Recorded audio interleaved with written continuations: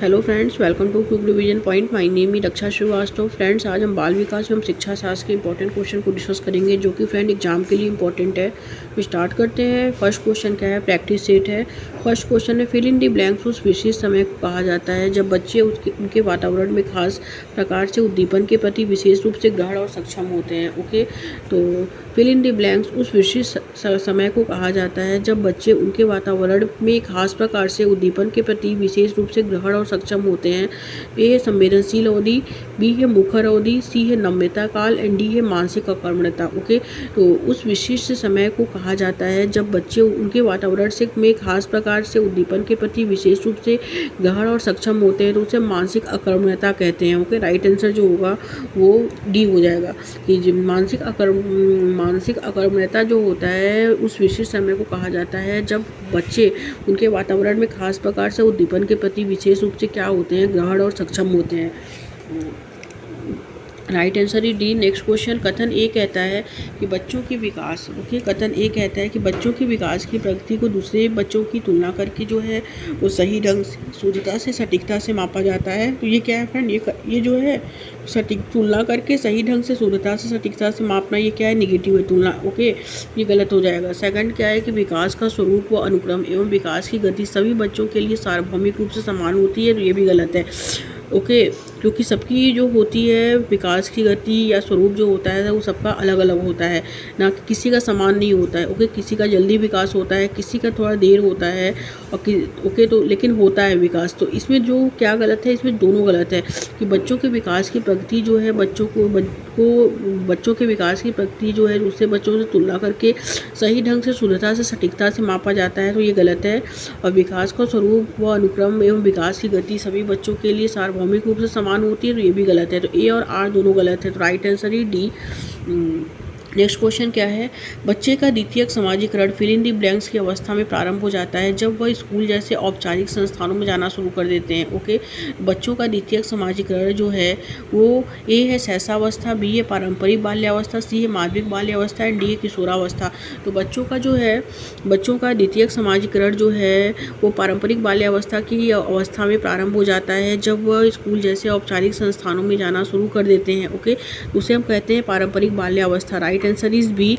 Okay, पारंपरिक बाल्यावस्था वो अवस्था होती है जिसमें जो है बच्चा जो है स्कूल जैसे औपचारिक संस्थानों में जाना शुरू कर देता है। राइट आंसर इज बी हो जाएगा। नेक्स्ट क्वेश्चन देखते हैं, किस चरण में बच्चे परिकल्पनात्मक कथनों पर काम कर पाते हैं, कथनों में तार्किक संबंध देख पाते हैं तथा अनुपात जैसे अमूर्त संरचनाओं को जो है समझने में सक्षम होते हैं। ओके, तो अमूर्त संरचनाओं को जो समझने में सक्षम होते हैं वो कौन है?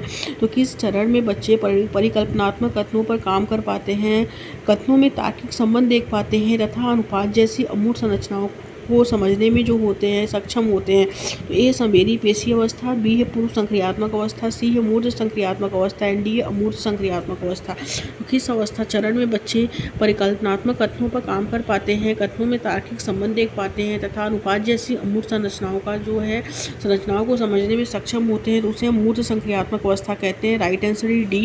नेक्स्ट क्वेश्चन क्या है? निम्नलिखित में से कौन जीन पियाजे के संज्ञानात्मक विकास के सिद्धांत की आलोचना है? तो ए है इसमें बच्चों का विकास उनके सामाजिक सांस्कृतिक संदर्भ पर निर्भर होता है। ओके, सेकंड, बच्चे सक्रिय प्राणी हैं। थर्ड है बच्चों की सोच जो होती है वो वयस्कों की सोच से गुणात्मक रूप से भिन्न होती है। एंड फोर्थ है बच्चों का विकास वातावरण के साथ अंतःक्रिया करके होता है। ओके, तो निम्नलिखित में से जो है कौन जीन पियाजे के संज्ञानात्मक विकास के सिद्धांत की आलोचना है? आलोचना जो है वो यह है कि बच्चों का विकास जो है उनके सामाजिक सांस्कृतिक संदर्भ पर निर्भर करता है। तो सामाजिक सांस्कृतिक संदर्भ की बात जीन पियाजे ने नहीं की है। इन्होंने जो किया है, इन्होंने सामाजिक सांस्कृतिक का बात नहीं किया है जीन पियाजे ने। इन्होंने किया है संज्ञानात्मक विकास का बात। ओके, जिसमें कॉग्निटिव डेवलपमेंट ऑफ थ्योरी इन्होंने बताया है। सोशल कल्चर थ्योरी जो बताया है वो बताया है लेव वाइगोस्की ने। ओके, तो ये गलत हो जाएगा क्योंकि सामाजिक सांस्कृतिक सिद्धांत जो है वो जीन पियाजे के संज्ञानात्मक विकास सिद्धांत की क्या है? ये आलोचना है। ओके। तो राइट आंसर जो होगा फ्रेंड वो फर्स्ट हो जाएगा। आगे देखते हैं नेक्स्ट क्वेश्चन क्या है। नेक्स्ट क्वेश्चन है कि जीन पियाजे और लेव वाइगोस्की ने सीखने की समझ को जो है वो निष्क्रिय प्रक्रिया से सक्रिय प्रक्रिया में क्या किया है, स्थानांतरित किया है। ओके, राइट आंसर जो होगा वो बी हो जाएगा। नेक्स्ट क्वेश्चन देखेंगे, लेव वाइगोस्की के अनुसार सीखने का आधार क्या है। लेव वाइगोस्की के अनुसार सीखने का आधार जो है ए है सामाजिक अंतक्रिया है, पूर्णबलन है, दोहराव व अभ्यास है, स्कीमा की संरचना में परिवर्तन है। तो लेव वाइगोस्की के अनुसार सीखने का जो आधार होता है वो क्या है, वो जो है वो सामाजिक अंतक्रिया है। ओके, क्योंकि लेव वाइगोस्की जो है वो सामाजिक अंतक्रिया की बात करते हैं। ओके, लेव वाइगोस्की जो हैं वो सामाजिक सोशल इंटरेक्शन की बात करते हैं। लेव वाइगोस्की के अनुसार जो है सीखने का आधार क्या है, तो सीखने का आधार जो सामाजिक अंतक्रिया है। Right answer is a. Next question, Lawrence Kohlberg द्वारा प्रतिपादित नैतिक विकास के किस स्तर पर व्यक्ति विश्वास रखते हैं कि समाज को अपने नियमों में समय के साथ बदलाव करने की ज़रूरत है। ओके, तो फर्स्ट है फ्रेंड इसमें आज्ञा पालन एवं दंड अभिविन्यास, अच्छा लड़का अच्छी लड़की अभिविन्यास, सामाजिक क्रम नियंत्रक अभिविन्यास, सामाजिक अनुबंधन अभिविन्यास। ओके, तो लॉरेंस कोहलबर्ग द्वारा प्रतिपादित नैतिक विकास के किस स्तर पर व्यक्ति विश्वास रखते हैं कि समाज को जो है अपने नियमों में समय के साथ बदलाव करने की ज़रूरत है, तो वो है सामाजिक क्रम नियंत्रक अभिविन्यास। राइट आंसर जो होगा वो सी हो जाएगा। आगे देखते हैं नेक्स्ट क्वेश्चन क्या है। हार्वर्ड गार्डनर के बहुबुद्धि सिद्धांत के अनुसार निम्नलिखित में से कौन सा जोड़ा बुद्धि के प्रकार और अंतःस्थिति अनुपालन संभावना के अनुसार जो है वो सही है। ओके, तो बुद्धि का प्रकार जो होता है वो प्राकृतिक होता है, अंतःस्थिति अनुपालन संभावना जो होता है वो शिक्षक। ओके, क्योंकि हार्वर्ड गार्डनर का जो है वो मल्टी फैक्टर थ्योरी है, यानी बहुबुद्धि का सिद्धांत, जिसमें उन्होंने 8 प्रकार की बुद्धि का जो है वर्णन किया है। ओके, तो इसमें जो बताया है बुद्धि का प्रकार जो होता है वो प्राकृतिक होता है, अंतःस्थिति अनुपालन संभावना शिक्षक। राइट आंसर ही डी। नेक्स्ट क्वेश्चन देखते हैं, बाल केंद्रित शिक्षा में शिक्षक कैसे होते हैं। बाल केंद्रित शिक्षा में शिक्षक फर्स्ट है निर्देश देता है तथा विद्यार्थी जो होते हैं अंधवत अनुसरण करते हैं। सेकेंड है बच्चों व सीखने की प्रक्रिया को समाजी रचनावादी रूप में देखता है। सी है एक कठोर व मानकीकृत पाठचर्या तय करता है। एंड डी है आकलन का इस्तेमाल विद्यार्थियों को श्रेणियों में बांटने के लिए करता है। बाल केंद्रित शिक्षा में शिक्षक जो होता है फ्रेंड वो कैसा होता है, वो बच्चों को वह सीखने की प्रक्रिया को समाजी रचनावादी रूप में देखता है। ओके, राइट आंसर जो होगा वो बी हो जाएगा। आगे देखते हैं नेक्स्ट क्वेश्चन क्या है। राष्ट्रीय शिक्षा नीति 2020 के अनुसार विद्यार्थियों का रिपोर्ट कार्ड जो अभिभावकों को दिया जाएगा वह क्या है। वह जो है फ्रेंड ए है मानक संदर्भित परीक्षण पर जो है आधारित है, बी है मापदंड संदर्भित परीक्षण पर आधारित हो, सी है शिक्षा विद्यार्थी के प्रदर्शन को उनके सहपाठियों से तुलना के रूप में प्रस्तुत करे, एंड डी है विद्यार्थियों की प्रगति व विशिष्टता को प्रतिबिंब करे। ओके, तो राष्ट्रीय शिक्षा नीति 2020 के अनुसार विद्यार्थी का रिपोर्ट कार्ड जो अभिभावकों को दिया जाएगा वह जो है वह क्या है, वह जो है रिपोर्ट कार्ड जो है दिया जाएगा तो वह क्या है, वह जो है विद्यार्थी की प्रगति व इस विशिष्टता को क्या करे, प्रतिबिंबित करे। ओके, तो विद्यार्थी की प्रगति व विशेषता को क्या करे, प्रतिबिंबित करे। राइट आंसर ये डी। नेक्स्ट क्वेश्चन क्या है, नेक्स्ट क्वेश्चन देखते हैं। नेक्स्ट क्वेश्चन है इसमें सामाजिक आर्थिक रूप से वंचित समूहों के छात्रों का अवधारणा सुनिश्चित करने के लिए राष्ट्रीय शिक्षा नीति 2020 प्रस्तावित करता है कि पाठचर्या और शिक्षा शास्त्र ए परीक्षाओं पर केंद्रित हो, पाठ्य पुस्तकों पर केंद्रित हो, संलग्न और संदर्भित हो, मानकीकृत व एकरूपी हो। ओके, तो सामाजिक आर्थिक रूप से वंचित समूहों के छात्रों का अवधारणा सुनिश्चित करने के लिए राष्ट्रीय शिक्षा नीति 2020 प्रस्तावित करता है कि पाठचर्या और शिक्षा शास्त्र जो हो संलग्न और क्या हो, संदर्भित हो। Right answer is C. लिंग जैविक है जबकि जेंडर क्या है, सामाजिक संरचना है। लिंग जैविक है जबकि जेंडर क्या है, वो सामाजिक संरचना है। राइट आंसर जो होगा फ्रेंड वो ए हो जाएगा। आगे देखते हैं नेक्स्ट क्वेश्चन क्या है। बच्चों का मूल्यांकन करने के लिए शिक्षकों को निम्नलिखित में से किन तरीकों का प्रयोग करना चाहिए। तो बच्चों का मूल्यांकन करने के लिए शिक्षकों को निम्नलिखित में से किस तरीकों का प्रयोग करना चाहिए, वो करना चाहिए समूह में कार्य का, कक्षा में भागीदारी का, पोर्टफोलियो का एंड प्रस्तुतिकरण का। ओके, तो बच्चों का मूल्यांकन करने के लिए शिक्षकों को निम्नलिखित में से किस तरीके का जो है वो प्रयोग करना चाहिए, तो वो समूह में कार्य का, कक्षा में भागीदारी का, पोर्टफोलियो का, प्रस्तुतिकरण का जो है वो प्रयोग करना चाहिए। ओके, राइट आंसर जो होगा वो डी हो जाएगा। आगे देखेंगे भाषा व संज्ञानात्मक विकास के बारे में निम्नलिखित में से कौन सा कथन सही है। यह भाषा के संज्ञानात्मक विकास में महत्वपूर्ण भूमिका होती है। भाषा के संज्ञानात्मक विकास में कोई भूमिका नहीं है। ओके, एंड सी है इसमें भाषा संज्ञानात्मक विकास की प्रक्रिया में बाधा उत्पन्न करती है। एंड डी है भाषा और संज्ञानात्मक विकास स्वतंत्र प्रक्रियाएं। ओके, तो भाषा व संज्ञानात्मक विकास के बारे में निम्नलिखित में से जो कथन सही है वो यह है कि भाषा की संज्ञानात्मक विकास में क्या है, महत्वपूर्ण भूमिका है। ओके, राइट आंसर जो होगा वो ए हो जाएगा। ओके, क्योंकि लेव वाइगोत्स्की भाषा को कॉग्निटिव डेवलपमेंट में फर्स्ट प्रायोरिटी देते हैं और थॉट को उन्होंने सेकंड प्रायोरिटी दिया है। वही जीन पियाजे कॉग्निटिव डेवलपमेंट में थॉट को फर्स्ट प्रायोरिटी देते हैं एंड लैंग्वेज को सेकंड प्रायोरिटी देते हैं। ओके, तो इसमें जो दिया है कि तो इसमें भाषा की संज्ञानात्मक विकास में क्या है, महत्वपूर्ण भूमिका है। Right answer is a. Okay, आगे देखते हैं निम्न में से किसे दिव्यांगजन अधिकार अधिनियम में बढ़ावा दिया गया है। तो ए है दिव्यांगजनों के लिए विशेष शिक्षा की अनिवार्यता, बी है दिव्यांगता के आधार पर अधिकारों के उपागमन में भेदभाव, सी है दिव्यांगजनों की शिक्षा के अधिकार में बेदखली, एंड डी है जीवन के सभी क्षेत्रों में समानता और गैर भेदभाव। तो निम्न में से किसे दिव्यांगजन अधिकार अधिनियम में बढ़ावा दिया गया है, तो जीवन के सभी क्षेत्रों में समानता और गैर भेदभाव को जो है वो दिव्यांगजन अधिकार अधिनियम में बढ़ावा दिया गया है। राइट आंसर है डी। आगे देखते हैं समावेशी शिक्षा निम्नलिखित में से किसकी ज़रूरतों को पूरा करने में मदद करती है। समावेशी शिक्षा जो है वो किसकी ज़रूरतों को पूरा करने में मदद करती है। ये प्रत्येक विद्यार्थी की। बी है केवल धार्मिक अल्पसंख्यकों के विद्यार्थी की, तो केवल क्या है, निगेटिव है, ये गलत है।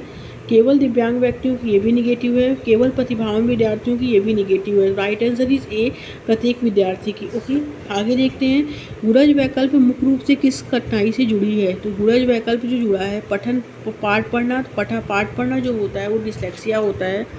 गूढ़ज वैकल्प जो जुड़ा है वो गणितीय गणना करने से जुड़ा है। ओके, राइट आंसर जो होगा वो बी हो जाएगा। आगे देखते हैं नेक्स्ट क्वेश्चन क्या है। नेक्स्ट क्वेश्चन है निम्नलिखित में से कौन सा अभ्यास भाषण और भाषा विकारों वाले विद्यार्थियों के सफल समावेशन में बाधा उत्पन्न करता है।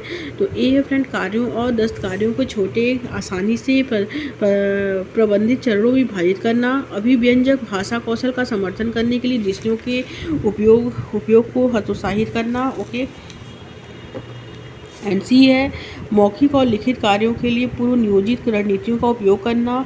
एंड डी है कक्षा में स्वरण और दृश्य विकरणों को कम करना। ओके, तो निम्नलिखित में से कौन सा अभ्यास भाषण और भाषा विकारों वाले विद्यार्थियों के सफल समावेशन में बाधा उत्पन्न करता है।